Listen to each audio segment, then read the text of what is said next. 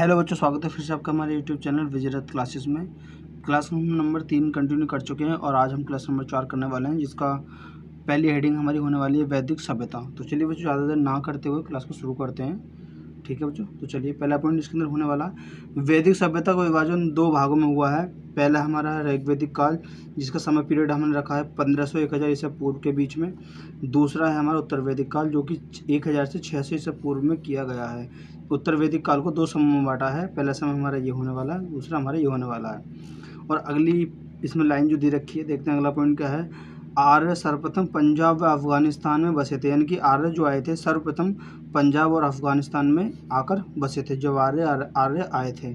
Max Muller ने आर्यों का मूल निवास स्थान जो है मध्य एशिया को माना है। यानी कि वनडे एग्जाम में कई बार पूछा था कि मैक्स मूलर के द्वारा आर्यों का मूल स्थान कौन सा बताया था मैक्स मूलर ने, तो मध्य एशिया को जो है माना गया है। आर्य द्वारा निर्मित सभ्यता वैदिक सभ्यता कहलाई थी, यानी कि आर्यों ने जो सभ्यता चलाई थी वो वैदिक सभ्यता चलाई थी। यह एक ग्रामीण सभ्यता थी। आर्यों की भाषा संस्कृत थी। यानी कि 3-4 पॉइंट यहाँ से बन जाते हैं अच्छे। पहला पॉइंट तो हमारा यही बन जाएगा कि वैदिक सभ्यता कितने भागों में बांटा जाता है। वैदिक सभ्यता को 2 भागों में बांटा जाता है, जिसका समय पीरियड रखा है 1500 से 1000 ईसा पूर्व, और दूसरा है उत्तर वैदिक काल, जो कि 1000 से जो है 600 ईसा पूर्व के बीच रखा है। आर्य सर्वप्रथम कहाँ आए थे? आर्य सर्वप्रथम पंजाब और अफगानिस्तान में आकर जो है बसे थे। मैक्स मूलर जो थे उनके द्वारा बताया गया है। मूल निवास उनका क्या था? मूल निवास उनका था मध्य एशिया। आर्यों के द्वारा ही निर्मित एक सभ्यता थी, जिन्होंने एक सभ्यता बनाई थी, बसाई थी, वो वैदिक सभ्यता चलाई थी, और यह एक ग्रामीण सभ्यता कहलाई। आर्यों की भाषा क्या थी? संस्कृत थी। पॉइंट में देख लेते हैं क्या लिखा हुआ। आर्य शब्द भाषा समूह को इंगित करता है, यानी कि भाषा समूह को इकट्ठा करता है। इसके अंदर अगला पॉइंट देख लेते हैं क्या है। आर्यों की प्रशासनिक इकाई आरोही क्रम से इन 5 भागों में बांटा गया था। मतलब कि आर्यों के द्वारा जो है 5 क्रमों में प्रशासनिक इकाई को बांटा था, जो प्रशासनिक इकाई चलाई जाती थी पहले। तो पहला कुल था, ग्राम है, विशु है, जन है, राष्ट्र है। ग्राम के मुखिया जो है ग्रामीण विश का प्रधान विशुपति और जन के शासक राजन कहलाते थे। यानी कि जो ग्राम के मुखिया थे वो ग्रामीण कहलाए, जो विश का प्रधान थे यानी कि विश्व के प्रधान थे वो विशुपति कहलाए, और जो जन के शासक थे उन्हें राजन कहा गया। अगला पॉइंट हमारा होने वाला, राज्य अधिकारियों में पुरोहित व सेनानियों को प्रमुख थे। यानी कि राज्य अधिकारियों में पुरोहित एवं सेनानी प्रमुख थे। विशिष्ट रूढ़िवादी विश्वामित्र उदार पुरोहित थे। ठीक है बच्चों, अगला पॉइंट देखते हैं। सूत, रथदार व कंपादी नामक अधिकारी जो है पत्नी को कह जाते थे। इनकी संख्या राजा सहित करीब 12 हुआ करती थी।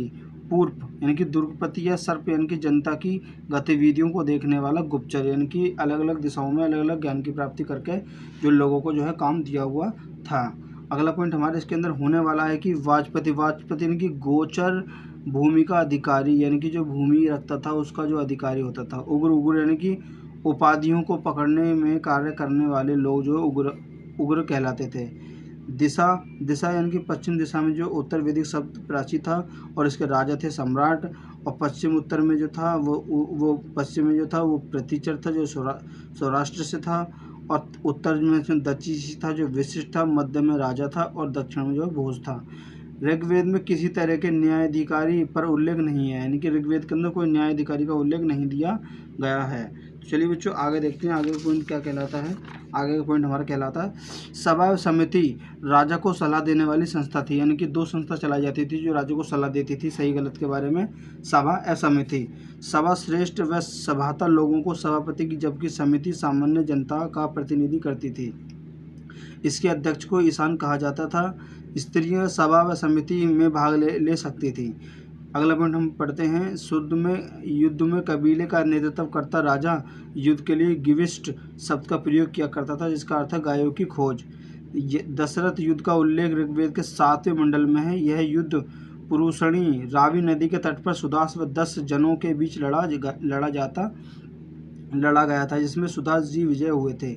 उपनिषदों की कुल संख्या इस समय 108 थी। महापुराणों की संख्या 18 थी, और वेदांगों की संख्या इस समय जो क्या हुआ करती थी, वेदांगों की संख्या जो हुआ करती थी वो 6 हुआ करती थी। अगला पॉइंट देख लेते हैं। ऋग्वेदिक समाज 4 वर्णों में विभक्त है। ये वर्ण थे ब्राह्मण, क्षत्रिय, वैश्य और शूद्र। यह विभाजन व्यवसाय पर आधारित था। ऋग्वेद में 10वें मंडल में पुरुष सूक्त में चतुर्वर्णों का उल्लेख मिलता है।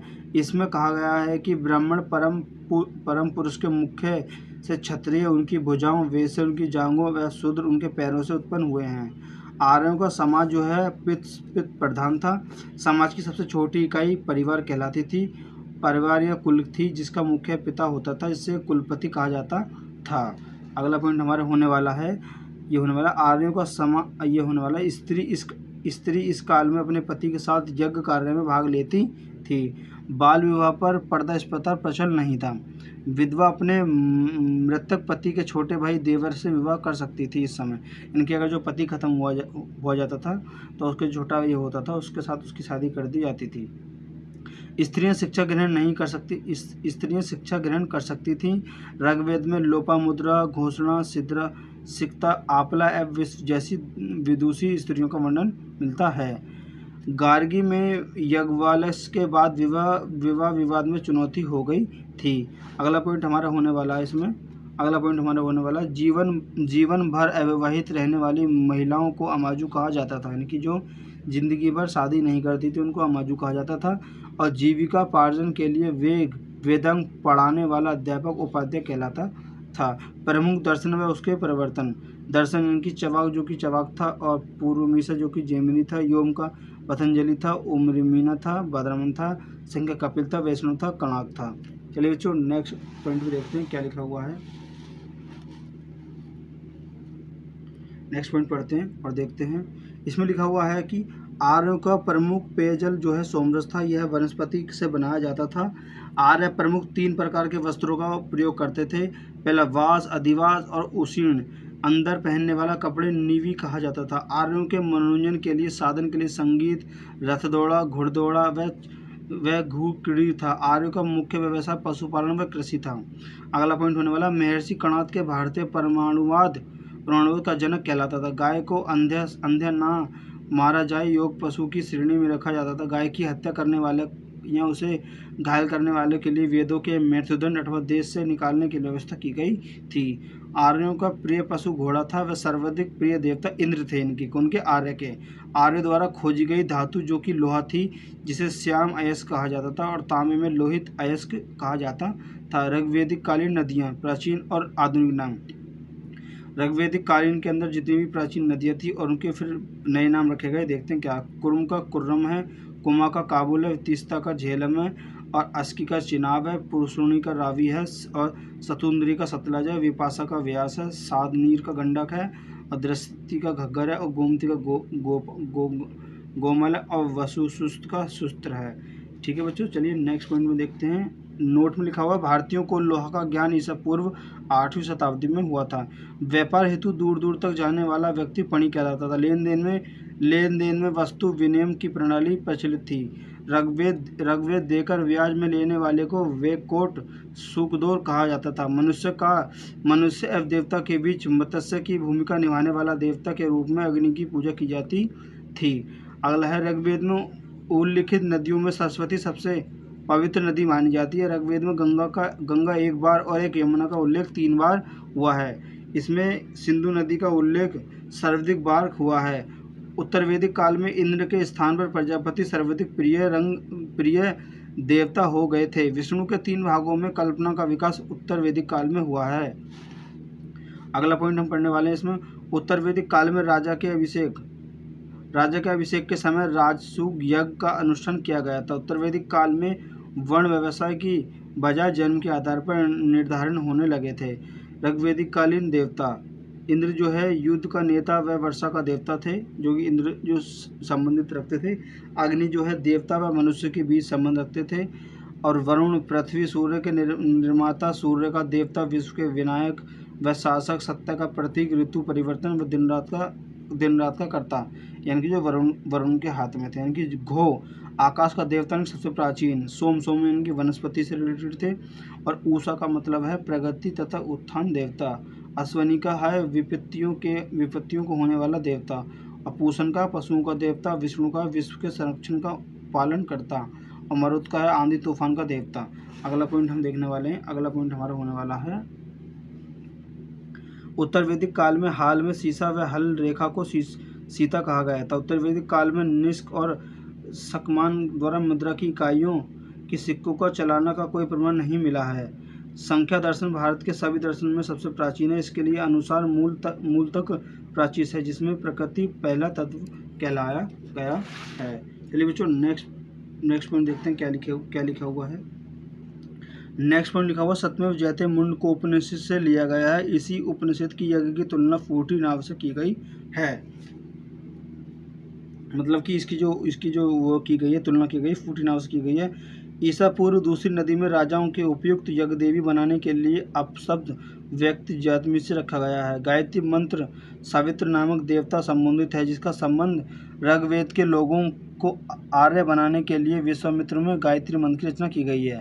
ठीक है बच्चों, अगला पॉइंट हमारा शरद की प्रथम पहला तदादित ऋषि के बेटे निम्नि में शुरू हुई है। उत्तर वैदिक काल में कौशाम्बी नगर में प्रथम बार पक्की ईंटों का प्रयोग किया गया है। यानी कि उत्तर वैदिक काल के समय के अंदर कौशाम्बी जगह थी जहाँ पर पक्की ईंटों का प्रयोग किया गया था।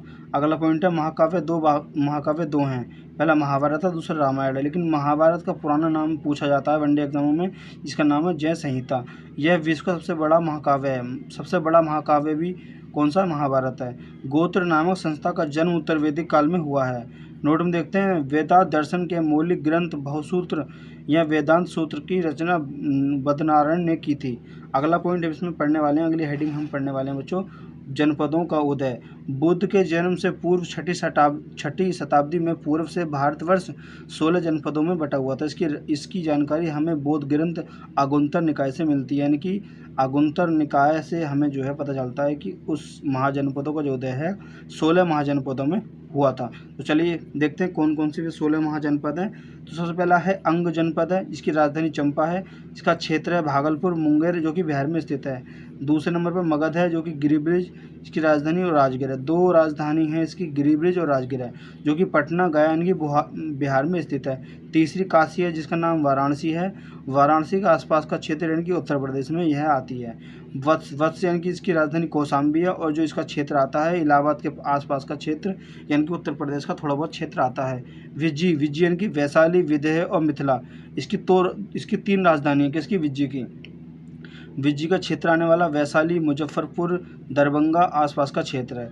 कौशल जो कि श्रावस्ती इसकी राजधानी है, और इसकी जगह है फैजाबाद है। गोंडा बहराइच जो कि उत्तर प्रदेश में आता है। अवंती है, जो कि इसकी राजधानी 2 हैं, उज्जैन है और हिस्मती है, और इसकी जो जगह आ जाती है मालवा, जो कि मध्य प्रदेश है। मल यानी कि कुशावती जो की राजधानी है, और उसकी जगह जो आने वाली देवरिया, बस्ती, गोरखपुर जो कि उत्तर प्रदेश में आती है। पंचाल यानी कि जो राजधानी इसकी अहित्र है और कंपीपल है। इसका कुछ क्षेत्र आ जाता है बरेली, बदायूं, फरुखाबाद जो कि उत्तर प्रदेश में स्थित है। अगला पॉइंट देख लेते हैं, अगला क्या लिखा हुआ। अगला लिखा हुआ 10वां हम जिसे पढ़ने वाले हैं चेदी यानी कि इसकी राजधानी शक्तिमती है, और बुंदेलखंड में यह स्थित है। बुंदेलखंड उत्तर प्रदेश के अंदर आता है। कुरु यानी कि इसका जो राजधानी इंद्रप्रस्थी उस टाइम पे, और जगह दिल्ली, मेरठ व हरियाणा का कुछ क्षेत्र है। मत्स्य का जो विराटनगर इसकी राजधानी है, और जगह जयपुर, अलवर, भरतपुर राजस्थान के आसपास का कुछ क्षेत्र है। कम्बोज की राजधानी हाटक है, और जिसकी जो जगह आने वाली राजौर व हाजरा क्षेत्र है। सूरसेन जो कि मथुरा इसकी राजधानी है, मथुरा उत्तर प्रदेश में स्थित है। अस्मक पोटली यानी कि इसकी 2 राजधानी, पोटली यानी कि पोतन, 2 राजधानी अस्मक की, और इसका जो क्षेत्र है गोदावरी नदी का क्षेत्र है। दक्षिण भारत का एकमात्र यह जनपद है जो कि इसकी 2 राजधानी है, पोटली और पोतन। गंधार जो कि तक्षशिला इसकी राजधानी है, और रावलपिंडी या पेशावर जो है पाकिस्तान में स्थित है। अगला पॉइंट हम पढ़ने वाले हैं इसके अंदर जैन धर्म के बारे में हम जानने वाले हैं। जैन धर्म का पहला पॉइंट हम पढ़ते हैं। जैन धर्म के संस्थापक व तीर्थक जो थे ऋषभदेव पंत थे, यानी कि ठीक है जी, जिन्होंने जैन धर्म की स्थापना करी थी ऋषभदेव थे, और जो अंतिम तीर्थक थे वे भी ऋषभदेव थे। ठीक है। जैन धर्म के 23वें तीर्थक पार्श्वनाथ थे, जो कि काशी से इक्ष्वाकु वंशीय राजा अश्वसेन के पुत्र थे। इन्होंने 30 वर्ष की अवस्था में संन्यास जीवन में स्वीकार किया था। ठीक है। इनके द्वारा दी गई शिक्षा, इसमें इन्होंने पहले हिंसा न करना, दूसरा है सदा सत्य बोलना, तीसरा चोरी न करना, और चौथा है संपत्ति न रखना। इन्होंने 4 उपदेश दिए थे, इनके द्वारा 4 उपदेश दिए गए थे। चौथा महावीर स्वामी जैन धर्म के 24वें व अंतिमवें तीर्थक थे। बच्चों मोस्ट इम्पोर्टेंट पॉइंट हैं ये सारे। जैन धर्म हर एग्जाम में पूछा जाता है, तो सारे ही पॉइंट जो है लगभग बहुत ज़्यादा ही इंपॉर्टेंट है अपने आप में, और सभी को याद करना बहुत ज़रूरी है। तो अगला पॉइंट देखते हैं, महावीर स्वामी का जो 540 ईसा पूर्व में जो कुंडल ग्राम है जो कि वैशाली में पड़ता है, इनके पिता जो थे सिद्धार्थ जातक कुल के थे, जो कि सरदार थे। उनकी माता का नाम पूछ लिया जाता तो त्रिशला इनकी माता का नाम था। उनके बेटे का जो ये राजा चेतक की बहन, और इनकी जो बहन थी राजा चेतक थी, ठीक है, लिच्छवी, जो कि राजा लिच्छवी की बहन थी, कौन, त्रिशला। महावीर की पत्नी का नाम यशोधरा था, इनकी पुत्री का नाम अनोजन था, और प्रियदर्शनी, अनोजन इनकी प्रियदर्शनी था, इनकी पुत्री का नाम था। ठीक है बच्चों, आगे बढ़ते हैं, देखते हैं अगली हेडिंग क्या होने वाली है हमारी। अगली हेडिंग हमारी होने वाली है, महावीर के बचपन का नाम वर्धमान था। इन्होंने 30 वर्ष की उम्र में माता पिता की मृत्यु के पश्चात अपने बड़े भाई नंदीवर्धन, इनका एक भाई भी था, उनका नाम नंदीवर्धन था, नंदीवर्धन से अनुमति लेकर सन्यास जीवन को स्वीकार कर लिया था। 12 वर्षों के कठिन तपस्या के बाद महावीर को जंबिक के समीप रज्जुपालिका नदी के तट पर साल वृक्ष के नीचे ज्ञान की प्राप्ति हुई थी। यानी कि 12 वर्ष की अवस्था में इनको जो है ज्ञान की प्राप्ति हुई थी। 12 वर्षों की कठिन तपस्या के बाद, यानी कि 12 वर्षों तक इन्होंने तपस्या की थी, तब जाकर इन्हें ज्ञान की प्राप्ति हुई थी। और रज्जुपालिका नदी के तट पर और साल वृक्ष के नीचे इनको जो है ज्ञान की प्राप्ति हुई थी। हर वनडे एग्जाम में पूछा जाता है, तपस्या हुई थी, संपूर्ण ज्ञान की प्राप्ति हुई थी। इसी समय वे महावीर जिन विजेता अहत पूज्य और निर्गत बंदीगण कहलाए। अगला पॉइंट पढ़ने वाला, महावीर ने अपना उपदेश प्रथम आर्धमागधी भाषा में दिया था। पूछ लिया जाता है कि महावीर के द्वारा पहला उपदेश किस भाषा में दिया था, तो आर्धमागधी में दिया था। अगला पॉइंट है, महावीर के अनुयायियों को मूलत निंग्रत कहा गया था। महावीर के प्रथम अनुयायी उनके दामाद यानी कि जामिल थे, यानी कि जामिल जो थे उनके पहले अनुयायी थे। प्रथम जैन भिक्षु नरेश दत्तिवान की पुत्री चम्मा थी।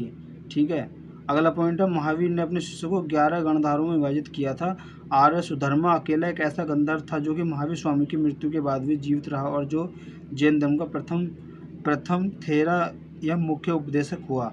महावीर स्वामी के भिक्षु संघ की संधन चंदना कहलाई। प्रमुख जैन तीर्थक और उनके प्रतीक देखते हैं कौन कौन से थे। ऋषभदेव ये कि प्रथम थे, जिनका प्रतीक था सांड, और अजीतनाथ द्वितीय थे जो कि हाथी था, और संभव का घोड़ा था, और सपावर का जो था स्वातिष्ठ था, और शांति का जो है हिरण था। ठीक है बच्चों, और अमरनाथ जो कि 8वें थे, इनका मीन था, और नामिका जो है 21वें थे, जिनका नीलकमल था, और घोड़ा यानी कि अष्टिनेमिन था, इनका 22वें थे, जिनका नाम शंख था, जिनका मतलब प्रतीक शंख था, और पार्षद जो 13वें थे, इनका नाम सर्प था, और महावीर 24वें थे, जिनका प्रतीक सिंह था। जो जैन धर्म तीर्थकों ऋषभदेव व अष्टिनेमिन में नामों का उल्लेख ऋषभदेव में मिला है। अष्टिनेमिन को भगवान कृष्ण का निकट संबंधी बताया गया था, किसको, अष्टिनेमि को। बच्चों अगला पॉइंट देखते हैं, अगला पॉइंट क्या होने वाला है। अगला पॉइंट हमारा होने वाला, लगभग 300 ईसा पूर्व में मगध में 12 वर्षों का भीषण अकाल पड़ा, जिसके कारण ब्रह्मबाहु अपने शिष्य सहित कर्नाटक चले गए, किंतु कुछ अनुयायी शूलभद्र के साथ मगध में ही रुक गए। भद्रबाहु ने वापस लौटने पर मगध के साधुओं से उनका गहरा मतभेद हो गया, जिसे परिणाम स्वरूप जैन मत श्वेतांबर और दिगंबर 2 संप्रदाय में बंट गया। शूलभद्र के विषय श्वेतांबर जो कि वस्त्र धारण करते हैं, और भद्रबाहु के शिष्य जो है दिगंबर जो नग्न रहते हैं। जैन संगति, प्रथम संगति 300 ईसा पूर्व जो हुई थी, जो कि पाटलिपुत्र में हुई थी, और इसके अध्यक्ष कर रहे थे शूलभद्र। और द्वितीय जो हुई थी 512 ईस्वी में हुई थी, और जिसका भली गुजरात में स्थित थी, जहाँ हुई थी, और क्षमारमण जो इसकी अध्यक्षता कर रहे थे। बच्चों अगला पॉइंट, अगले हम लाइन पॉइंट पढ़ने वाले हैं इसके अंदर। अगली पॉइंट हमारी होने वाली है, जैन धर्म में जो त्रिरत्न थे, शाक्य दर्शन, शाक्य ज्ञान और शाक्य आचरण। त्रिरत्न के अनुशील में निम्न 5 महाव्रतों का पालन अनिवार्य है: अहिंसा, सत्यवचन, सत्य, उपग्रह और ब्रह्मचर्य। जैन धर्म के चारों शिक्षा, अन्न, चिकित्सा और आवास के सिद्धांत में इसे लोकप्रिय बनाने में मदद की थी। जैन धर्म के ईश्वर की मान्यता नहीं थी, जैन धर्म में आत्मा की मान्यता थी। महावीर स्वामी व कर्मवाद विश्वास रखते थे। जैन धर्म में सप्तभंगी ज्ञान के अन्य सौदास्य अकेंदागी थे। जैन धर्म ने अपने अत्यधिक विचारों में सांख्य दर्शन को ग्रहण किया। जैन धर्म मानने वाले कुछ राजा ने उदयन दवरांजा और चंद्रगुप्त मौर्य, कलिंग नरेश, खारवेल, राष्ट्रकूट राजा अमोघम चंद्र शासक थे।